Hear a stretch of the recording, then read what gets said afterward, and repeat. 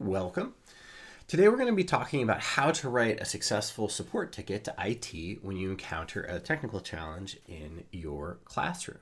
In this case, successful means sort of two things. One, we want to write a ticket that really communicates what the problem is, and two, we want to get your challenge solved. And so today is going to be all about making that the most likely to happen. So we have kind of three sections. We'll talk about working with IT, who really are partners in teaching and learning. We'll talk about the actual anatomy of submitting that ticket, what you should be including, and then what to expect after you submit a ticket. So that's sort of the goal to cover in this video. So a couple of things to just sort of remember is that IT really cares a lot about supporting student learning. Like, that's one of their goals. But it also has a lot of other responsibilities on top of just supporting our CTE classrooms. There's other programs. There's a lot of big cybersecurity issues facing school districts right now. They're involved in purchasing. They're involved in, student devices. They have a lot of different roles that they're supporting, and so it's important to keep that stuff in mind when we're asking them for support as well. And to get support, everything starts with writing and submitting a support ticket. There's lots of actual people involved in the information technology group. You might have your STS, which is your building level support. You might know somebody that works in the central office. All of those people are great at supporting you, but you need to submit a ticket to sort of trigger all that stuff happening. And your TOSAs are here to help you, and we can help you write those tickets. We can help you follow up on those tickets. And I guess the other really key part of the support and our partnership with IT is really that the CTE group and IT meet regularly. We have sort of a standing meeting once a month to talk about big issues that come up. And we often are meeting more frequently than that to give a lot of information between each other, because it's really important. It's a unique thing how much technology we're using in CTE. So let's talk about those ticket submissions. This is what kind of kicks everything off. Your initial ticket submission, when you're reporting that initial incident, is really important. And so you want to put some thought and some time into it. And 5 minutes of extra time spent on your ticket submission, your initial ticket submission, can really save you days of answering questions and going back and forth. So we really want to make sure that we are optimized for that. So support@pps.net is the big email. So that's when you're going to submit a ticket. You're going to send an email to support@pps.net with all the information regarding your problem. So what are the real key components to a successful ticket? So one of the first ones is the subject line. It's really important, the subject line. You want to make sure you're making it clear, the severity, and give a kind of a one-liner description of it. We'll have some examples of good subject lines here in a minute. But part of the reason this is so important is that this really, if someone's scanning over tickets, because lots of tickets come in, helps make it easy to pick out that this is something critical or this is something that is coming down the pipe. And so it really helps IT help prioritize those, to get your thing glanced at quickly. In the body, you want to give as much detail as possible, and we'll talk about good detail versus just kind of a word salad thing where you've got a lot going on. But in general, more is better, and we'll talk about some strategies for that. And then the last thing is tone. It's really stressful. Almost always when we have a technology problem, it's stressful because it's impacting our classroom, it's impacting our ability to prepare. And so, keep it professional, keep it positive, and focus on information that lets people solve your problem. This isn't a time to air your grievances about why you think this problem might have happened or things like that. If we just keep it professional and positive, we get to the solution faster, which is really what everybody wants, is to not have this problem anymore. Okay, so let's do a little demo. So Here is an example of a subject line that I think is a pretty effective one. So in this case, this is my whole subject line. I put CTE because I want to let IT know that it's a CTE related issue because, we do have that relationship. They understand that our technology issues might impact our classrooms better. And then I say internet outage in lab 30 at Ida B. Wells. So this is a real clear statement of the problem.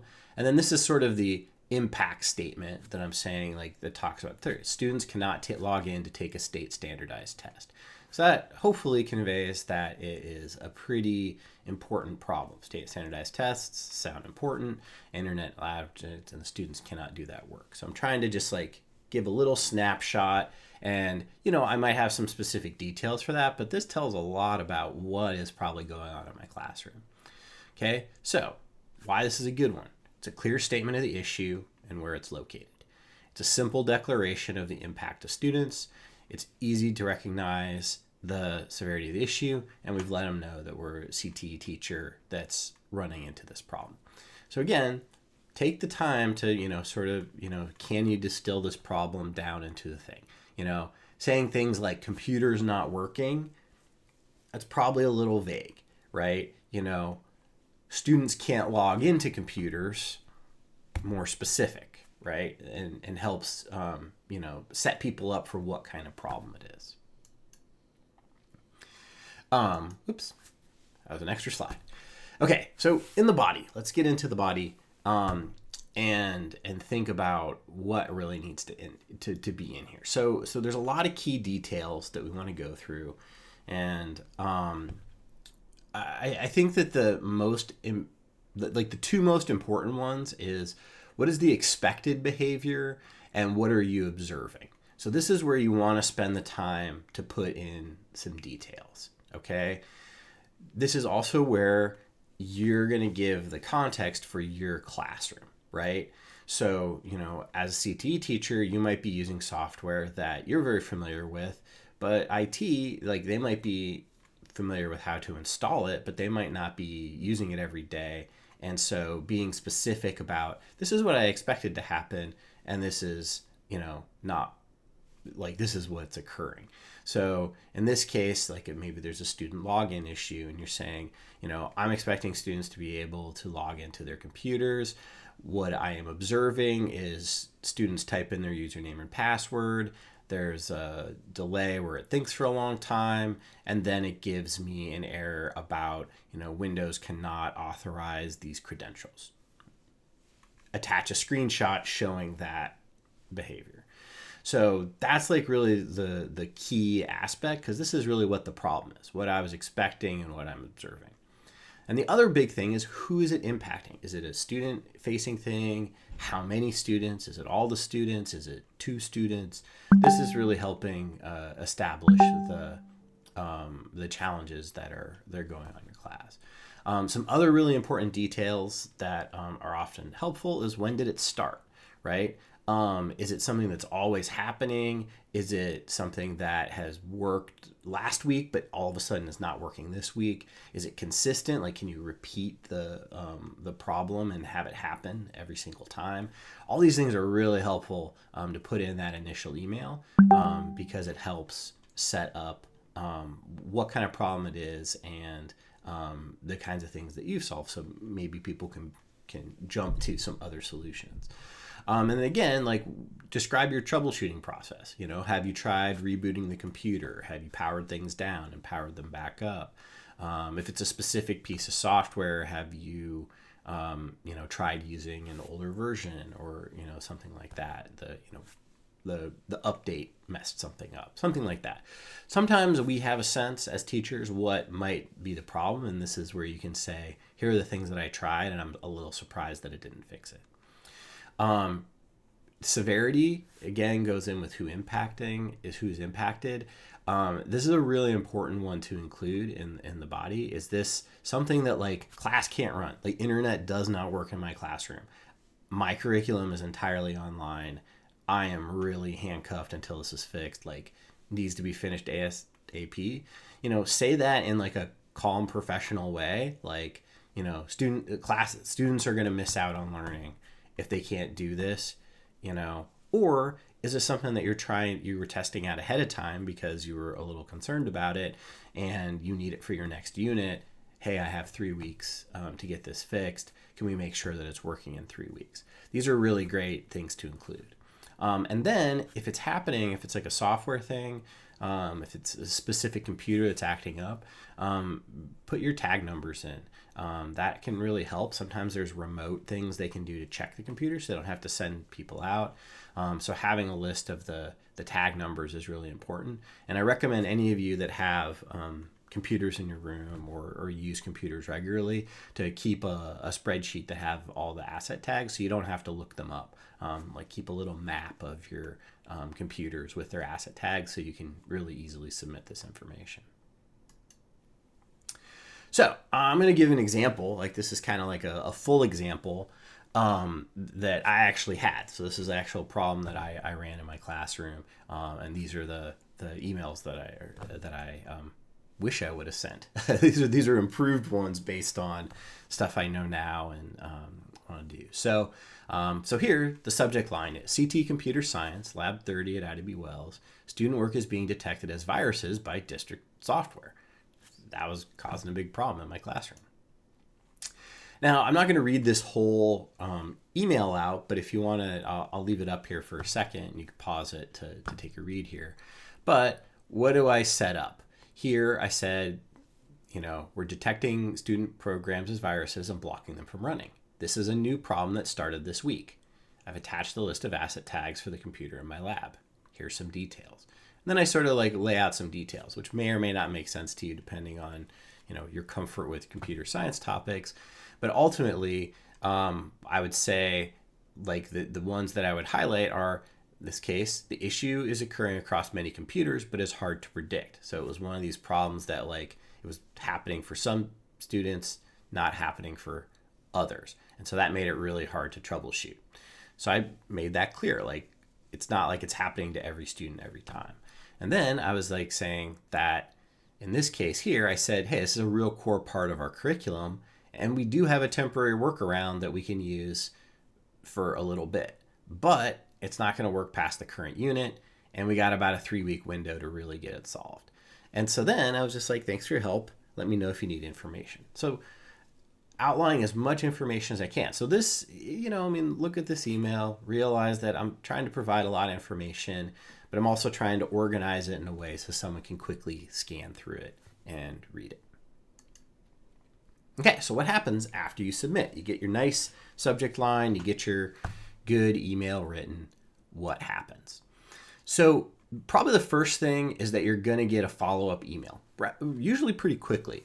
In general, IT tickets get responded to relatively quickly, especially if the severity appears to be high. You will get an email back that probably has some questions for you in it.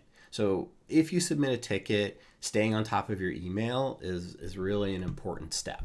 So writing back, the faster you write back to emails about your problem, the quicker the process goes. Okay, so if they give you a question, hit that back up. And a lot of times it'll have a specific question, or it'll like try to set up like a visit to look at the problem, or a Zoom call or something like that, to find out more information to troubleshoot the problem.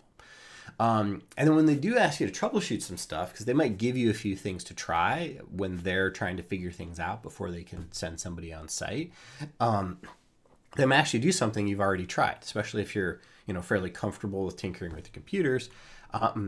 Just do it. A lot of the times with that troubleshooting, it's kind of the joke, like, did you turn it off and turn it on again? Just do all those steps, because they're trying to kind of check the boxes on their own troubleshooting process. So they just want to do that. It's a lot of times it's just, easier to go through the things to do that. And, just another important part about the troubleshooting is each issue has its own timeline. Some things are faster or easier than others. Sometimes a problem that seems really simple, like from like an intuitive sense, can actually be kind of challenging like on the IT side of things. Like, so for instance, a software installation might seem really easy on the surface, but maybe that the installer of that program is writing files to the hard drive in a way that's not conducive to our login system. So it's kind of meant for like single users on a home computer, or and not meant for like a lab setup. So IT's got to like research that, and it might take a week to figure out that problem, even though it seems like a 15-minute solution to you. So show some grace, show some expectation that IT will try to communicate that timeline to you about it. And it's reasonable to ask you, like, do you have a sense of how long this might take to figure out? And a lot of times they can give you a pretty accurate timeline about that. Okay, so then after your problem's been solved, they give you some things to try, you try and it works, let them know the issue is resolved, right? So like sending a note back saying, hey, that worked, thanks a lot, that was helpful, is super helpful to them, because what happens with a lot of IT tickets is that they, if they get resolved and then you don't write back to the emails, they just kind of sit in the queue as pending, right? And so knowing that the issue is solved is great, because it takes it off somebody's plate so they can go work on another problem. Otherwise, you'll get a few emails being like, hey, is the issue still there? Is the issue still there? And then after a certain amount of time of inactivity, your issue will get closed. So you really want to make sure that, one, respond to those emails, and two, let everybody know that the problem's gone. And that'll be really helpful. So anyways, if you have any questions regarding submitting tickets, please let me know. Here's my contact information, and I hope this will lead you to have a more successful support ticket request. Cheers.